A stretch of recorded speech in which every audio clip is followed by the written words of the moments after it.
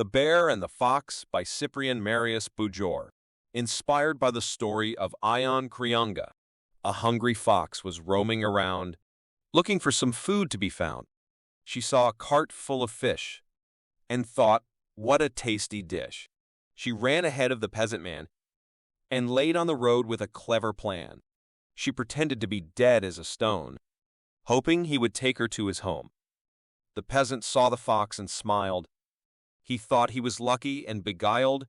He threw her in his cart with glee, and said, "I'll make a coat for me."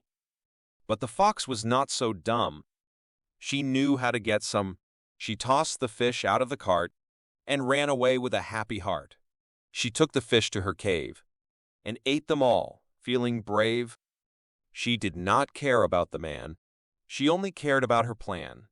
But soon she had a visitor, a big and grumpy bear. He smelled the fish and asked for some. But the fox was not so dumb. She said, "I have no fish to spare, but I can tell you where. Go to the lake and dip your tail, and you will catch a lot of fish without fail." The bear believed her and went away. He put his tail in the water and waited all day, but it was very cold, and the lake froze, and the bear felt a pain in his toes. He tried to pull his tail out, but it was stuck, and he could not. He thought it was heavy with fish, but he was wrong. It was more than a wish. He pulled and pulled with all his might, but he only lost his tail that night. He realized he was duped by the fox, and he felt angry and full of shock. He went to the fox's cave to seek revenge, but the fox was smart and hid in a den. She laughed at the bear and his plight, and said, "That's what you get for being so tight."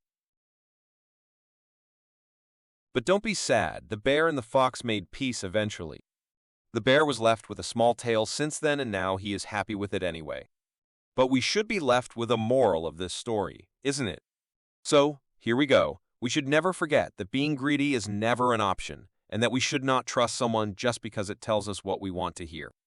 We need to think twice and verify what we hear, or we might end up in a similar situation as the bear did. Thank you for listening. Don't forget to listen more stories on our channel, and please subscribe to receive the latest materials. Also, don't be shy on liking and sharing.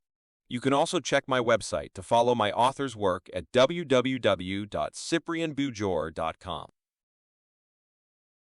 It's time to say goodbye, but remember, you can always come back and listen to this story again. Bye for now.